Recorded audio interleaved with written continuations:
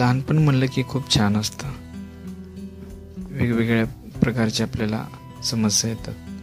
तर अशा पद्धतीने लहानपणाच्या जीवनावर एका सुंदर अशा कवीने एक छोटीशी कविता केलेली आहे. तर चला बघूया.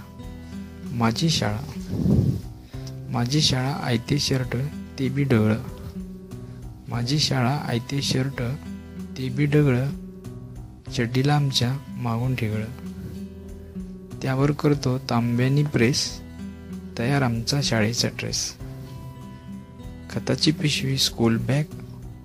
ओढ्याचं पाणी वॉटर बॅग. धोतराचं फडकं आमचा टिफिन. खिशात ठेवून करतो इन. करदोडा आमचा असे बेल्ट. लाकडाची चावी होईल का फेल. मिरचीचा ठेसा लोणच्याचा खार हाच आमचा पोषक आहार. रानातला रानमेवा भारी मौज. अनवाणी पाय आमचे शूज. काट्याचं रुतणं दगडाची ठेच. कसा सोडायचा हा सारा पेच. मुसळधार पाऊस पाण्याचा कडेलोट. पोत्यांचा गोंगाटा आमचा रेनकोट. जुन्या पुस्तकाची अर्धी किंमत. शिवलेल्या वह्यांची वेगळीच गंमत. पेन मागता कांडी मिळायची. गाईड मागायची भीती वाटायची.